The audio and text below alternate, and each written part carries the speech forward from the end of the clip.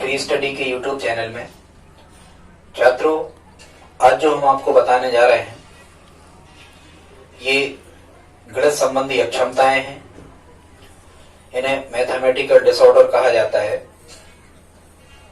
मतलब ये अक्षमताएं क्या कहलाती हैं? कुछ छात्र ऐसे होते हैं, बहुत प्रकार की अक्षमताएं होती हैं। भाषा की अलग अक्षमताएं होती हैं, गणित की अलग अक्षमताएं होती हैं। यही हमें कोर्स में पढ़ना है।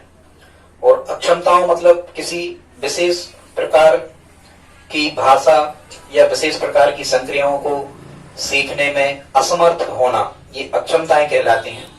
खासकर आपको जो अक्षमताएं पूछी जाती हैं एग्जाम में, किसी भी प्रकार का टीईटी या सीटीटी एग्जाम होता है शिक्षक भर्ती परीक्षाओं में, किसी प्रकार की अक्षमताएं आपसे पूछी जाती हैं तो केवल दो प्रकार की, एक तो गणित की अक्षमता और दूसरी होती है भाषाओं की अक्षमता।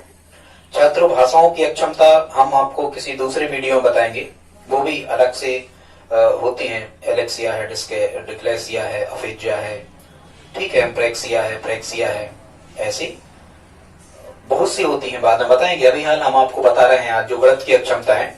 मतलब कुछ छात्र ऐसे होते हैं जो गणित को समझने में या गणित के सूत्रों को याद करने में या गणित में जो संक्रियाएं होती हैं, जो ऑपरेशंस होते हैं, जोड़ना, घटाना, गुणा, भाग, या लिखने में या पढ़ने में अक्षमताएं उनको होती हैं, उसे हम गणित संबंधी अक्षमताएं कहते हैं। छात्रों, सबसे पहले तो ये समझना है हमें कि जो अधिगम अक्षमता है, इस शब्द का उपयोग सबसे पहले, और ये हमने परीक्षा के किसी पेपर में से ये सब चीजें उठाई हैं, ये पूछी जाती हैं। आप पेन कापी रखकर बैठ जाएं और वीडियो को पीछे बढ़ाकर या रोक रोक कर आप इन चीजों को लिखते जाएं। आपके नोट्स बन जाएंगे, ज्यादा अच्छा रहेगा, तरीके से आप उन्हें सीख सकते हो। छात्रों, सबसे पहले जो अधिगम अक्षमता ये शब्द है, मतलब लर्निंग डिसेबिलिटी कहलाती है ये। इसका उपयोग या इस शब्द का प्रयोग सबसे पहले किसने किया? तो ये 1963 में सैमुअल किर्क नामक साइकोलॉजिस्ट ने सबसे पहले इस शब्द का उपयोग किया। किस शब्द का? अधिगम अक्षमता। लर्निंग डिसऑर्डर या लर्निंग डिसेबिलिटी एक ही शब्द है। कभी आपको आ जाए लर्निंग डिसऑर्डर या लर्निंग डिसेबिलिटी, आप सैमुअल किर्क का नाम ही उसमें लगाएं। आता है प्रश्न, पेपर में से उठाया हमने, आप याद कर लें। छात्रों, गणित की जो अक्षमता होती है मुख्यतः उसे हम डिस्कैलकुलिया कहते हैं। तो इसमें एक प्रश्न तो यही आता है कि डिस्कैलकुलिया किस प्रकार की अक्षमता है, तो हम कहेंगे मैथमेटिकल है, ये गणित की है। शब्द में ही छुपा है कैलकुलेटर, या कुलिया कुलियों में गणित की कोचिंग लगती है, ऐसे करके आप याद रख सकते हो। या कैलकुलेटर शब्द उसमें ही लिखा है, कैल को यहां समझ जा सकते हो। कैलकुलेटर मतलब गणना करना। छात्रों, ये जो गणित की अक्षमता है डिस्कैलकुलिया, इसके अन्य नाम है, हमने यहाँ नीचे लिख रखे हैं। इसे मैथमेटिक्स लर्निंग डिसेबिलिटी भी कहते हैं। ये कुछ भी लिखा आ जाए, आप गणित से रिलेटिव कर देना ऐसे। मैथमेटिक्स लर्निंग डिसेबिलिटी भी इसे कहते हैं, मैथमेटिक्स लर्निंग डिसऑर्डर भी इसे कहते हैं, और नंबर डिस्लेक्सिया भी इसे कहते हैं। हालांकि छात्रों, ये जो डिस्लेक्सिया होती है ये पढ़ने संबंधी अक्षमता है। कभी कभी यहां से सबसे ज्यादा प्रश्न आता है। जैसे कहते हैं कोई छात्र पढ़ नहीं पा रहा है, मतलब न्यूक्लियर को अनक्लियर कह रहा है, न्यूक्लियर को अनक्लियर कह रहा है, या बट को पट पढ़ रहा है, बी और डी में अंतर नहीं कर पा रहा है, एम और डब्ल्यू में अंतर नहीं कर पा रहा है, वो गलत पढ़ रहा है। सीधी सी बात, डिस्कैलकुलिया मतलब पठन विकार है, ये पढ़ने संबंधी अशुद्धि। इसके बारे में हम आपको भाषाओं संबंधी जो अशुद्धियां बताएंगे, विस्तृत यहाँ चर्चा करेंगे। अभी यहाँ तो आप ये समझ जाओ कि डिस्कैलकुलिया का अन्य नाम नंबर डिस्लेक्सिया भी होता है। ठीक, कई बार प्रश्न आता है कि एक बच्चा सा को बाज पढ़ता है, पुस्तक पढ़ते समय SW सा लिखा है तो WS बाज उसको पढ़ता है, या अनक्लियर को न्यूक्लियर कहता है, या बी को डी। ऐसे प्रश्न बिल्कुल आते हैं, आते ही हैं, यही प्रश्न चल रहे हैं। एक बच्चा बी को डी कहता है, बाज को सा कहता है, अनक्लियर को न्यूक्लियर कहता है, तो उसे किस प्रकार की अधिगम अक्षमता है, तो उसे आपको डिस्लेक्सिया कहना है। ठीक है, तो ये हमने डिस्कैलकुलिया के अन्य नाम बता दिए। फिर छात्रों, ये डिस्कैलकुलिया के कारण क्या होते हैं, बच्चों में ये क्यों आ जाती है, तो यहाँ लिखा है मस्तिष्क में उपस्थित कार्टेक्स की कार्य विरूपता। मतलब आपका जो मस्तिष्क है ये सही से कार्य नहीं कर रहा होता है। मस्तिष्क के सही तरीके से या मस्तिष्क की बनावट में अंतर आ जाने के कारण ये रोग उत्पन्न होता है। फिर एक प्रश्न आता है कि क्या डिस्कैलकुलिया का निवारण हो सकता है? बिल्कुल हो सकता है, हम आपको आगे बताएंगे। जिनमें आ लिखा होता है उनका निवारण नहीं होता, जैसे अग्रेफिया, अम्प्रेक्सिया, ऐसी भाषा में हम बताएंगे। जिनमें ई लिखा होता है आगे या आ लिखा होता है वो अनिवारणीय होती है, उनका निवारण नहीं होता। मतलब डिस्कैलकुलिया का निवारण क्या किया जा सकता है? मतलब बच्चों की गणितीय जो क्षमता है अधिगम की, क्या वो बढ़ाई जा सकती है? बिल्कुल बढ़ाई जा सकती है। और हमने यहाँ 2 कारण लिखे हैं, 3 उपाय लिखे हैं। कई उपाय इसके हो सकते हैं उनको, जैसे हमने यहाँ लिखा उचित शिक्षण अधिगम रणनीति अपनाकर। इसका मतलब है बच्चों का जो आप अधिगम करवाएं उसमें अच्छी रणनीति अपनाएं। बच्चों को संगीत के माध्यम से सिखाएं, बच्चों को गा गा कर यदि बच्चों को सिखाएं, इस प्रकार से बच्चों को सिखाएं। कुछ डार्क कलर के पेनों का या स्याही का उपयोग करके आप लिखें। ऐसे बहुत से तरीके हो सकते हैं। ऑप्शन यदि आता है तो आपसे बन जाएगा। मतलब यहाँ लिमिटेशन नहीं है कि केवल इतने ही हो निवारण के उपाय, कई उपाय हो सकते हैं। दूसरा लिखा है फ्लैश कार्ड। छात्रों ये जो फ्लैश कार्ड है, हालांकि इसका जो उपयोग होता है ये वर्तनी शुद्धि में होता है। फ्लैश कार्ड एक प्रकार के कार्ड होते हैं, उन पर कुछ अंक या कुछ वर्तनी लिख दी जाती है और बच्चों को जल्दी से दिखाकर वो हटा ली जाती है और फिर बच्चों से वो चीज लिखने को कहा जाता है। ये फ्लैश कार्ड कहलाता है। हालांकि वर्तनी शुद्धि में इसका सबसे ज्यादा उपयोग होता है, पर आप इसका उपयोग जो डिजिट या जो अंक होते हैं इनको शुद्ध लिखने में भी आप इनका उपयोग फ्लैश कार्ड का कर सकते हो। कंप्यूटर पर कई प्रकार के गेम्स आते हैं जो संख्याओं से संबंधित या अंकों से संबंधित, जोड़ना घटाना से संबंधित होते हैं। इनको भी आप बच्चों को दिखाकर इस प्रकार की क्षमता को आप दूर कर सकते हो। यहाँ छात्रों हमने डिस्कैलकुलिया की कुछ विशेषताएं लिख रखी हैं और ये विशेषताओं में भी लिमिटेशन नहीं है, ऑप्शन के आधार पर तय होता है। बहुत सी विशेषताएं होती हैं। कुल मिला के डिस्कैलकुलिया का मतलब होता है गणित को पढ़ने, लिखने और समझने में अक्षमता या असमर्थता। इससे संबंधित कोई भी ऑप्शन आपको आता है आप उसे सही कर दें। कुछ विशेषताएं हमने यहाँ आपको बताने का प्रयास किया है, उन्हें देख लेते हैं। पहली विशेषता है डिस्कैलकुलिया में होती है गणितीय योग्यता कम होती है। बच्चों को गणित का कम ज्ञान होता है। संक्रियाओं में देरी, जो आपकी 4 संक्रियाएं होती हैं, जोड़ना घटाना गुणा भाग, इनको मैथमेटिकल ऑपरेशंस कहते हैं।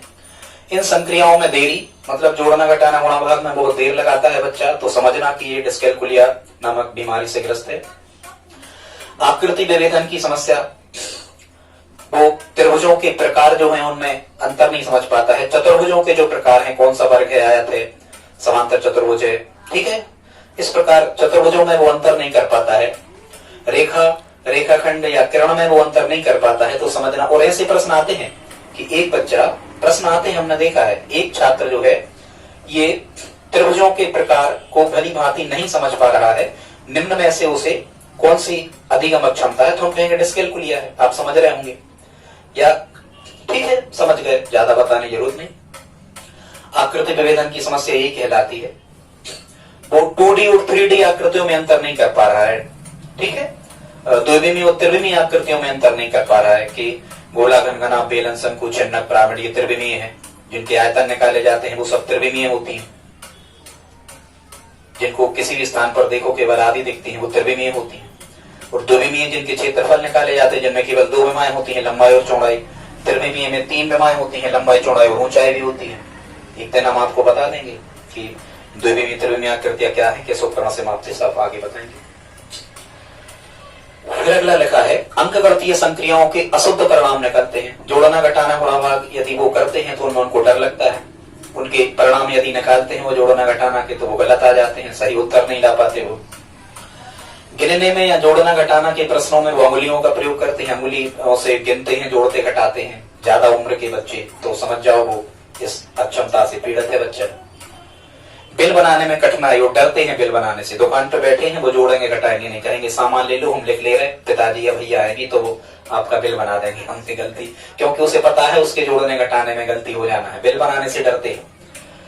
चेकबुक का प्रयोग नहीं करते। चेकबुक पर कुछ अंकों को लिखना है, वो लिख नहीं पाते। ऐसा ना हो बैंक का पूरा पैसा खाली हो जाए, गलत लिख जाए।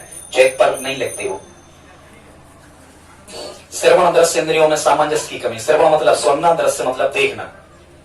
सुनते कुछ है, देखते कुछ है, इनमें सामंजस्य नहीं होता है। को देख रहे हैं और टीचर बोल रहा है तो दिख कुछ और रहा है, उनको 69 के 79 दिख रहे हैं, जबकि टीचर 69 बोल रहा है, उन्हें बोर्ड पे 79 दिख रहा है, 79। तो ये श्रवण और दृश्य इंद्रियों में सामंजस्य की कमी होती है। दिशा ज्ञान का अभाव होता है, पूर्व पश्चिम उत्तर दक्षिण का उन्हें नॉलेज नहीं होता कि कहाँ पूरब होती है कहाँ पश्चिम, इस टाइप से। नगद अंतरण या भुगतान से डर लगता है, चिल्लर या फुटकर पैसे लेने से डरते हैं क्योंकि वो गिन नहीं पाते पैसों को। नगद किसी को या ना तो वो नगद किसी को भुगतान करते हैं, ना अंतरण मतलब बैंक से निकालते भी नहीं है क्योंकि उन्हें डर लगता है बैंक वाले ने कम पैसा दे दिया, गिन पा नहीं रहे। भुगतान भी नहीं करते, किसी को पैसे का लेन देन करने में भी डर लगता है। गणितीय संप्रदाय छात्र वही कहलाते हैं जैसे हम कहें कोई प्रमेय है या इस टाइप के गणित के सूत्र हैं या प्रमेय है, ठीक है। इस टाइप के गणित के जो संप्रदाय होते हैं या सूत्र हैं या कोई थ्योरम है, इनको ग्रहण करने में, धारण करने में, इनको सीखने में उन्हें समय लगता है, स्मरण नहीं होते, वो याद नहीं होते। फिर से यदि उनको याद करना चाहे पुनः स्मरण में कठिनाई होती है। समय सारणी बनाने में उन्हें कठिनाई होती है, देर लगता है। वो टाइम वहां लिखना है और टाइम को जोड़ना घटाना है, तो वो समय सारणी बनाने में कठिनाई होती है, समय को वो जोड़ घटा नहीं पाते। और छात्रों यहाँ हमने कम लिखे हैं, ये बहुत सारे हो सकते हैं। फिर आपको अपने दिमाग से, अपने लॉजिक से ये पता लगाना होता है कि हाँ ये गणित से संबंधित है। बहुत सारी विशेषताएं इसकी हो सकती हैं डिस्कैलकुलिया की।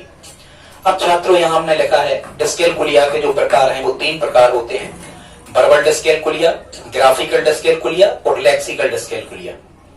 3 प्रकार हैं। और ये जो 3 प्रकार हैं, ये यहाँ हमने एक ट्रिक लिखी है, देखो बीबी गले पले। यदि आप इसको याद रख सकते हो, बीबी गले पले, तो यहाँ से अब ये होता है कि पहले जो होती है बी से, ये वर्बल डिस्कैलकुलिया, और बी से आप समझना कि मौखिक क्षमता है, मतलब ये बोलने में कठिनाई है। वर्बल डिस्कैलकुलिया का मतलब है बोलने में कठिनाई है। वो बी से वर्बल और बी से बोलना, मतलब कि वो बोल नहीं पाता है। 15 को वो 50 बोल देता है, या 50 को 15 बोल देता है, या 50 को कुछ भी वो 0.5 बोल देता है। इस प्रकार से वो क्रम नहीं बना पाता इनका। तो ये बीवी का अर्थ हुआ। दूसरा यहाँ लिखा है गले। छात्रों गले से होता है, इस गा से बनेगा ग्राफिकल डिस्कैलकुलिया और ले से बनेगा लिखना। ले से बनेगा लिखना, मतलब ग्राफिकल डिस्कैलकुलिया जो होती है इसमें बच्चों को लिखने में अक्षम होते हैं। यदि टीचर ने बोला कि 69 69, अब वो लिख नहीं पाएंगे कि 6 पे 69 या 5 पे 9 या 7 पे 69, इस टाइप से।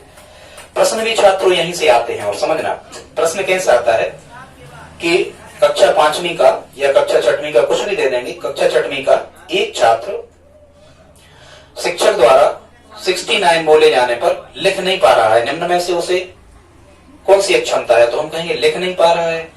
लिख नहीं पा रहा है मतलब ग्राफिकल, ऐसा कह सकते हैं हम। ऐसे ही प्रश्न यहां से आते हैं कि एक बच्चा 50 को 15 बोल देता है, तो हम कहेंगे वर्बल डिस्कैलकुलिया है, इस टाइप से।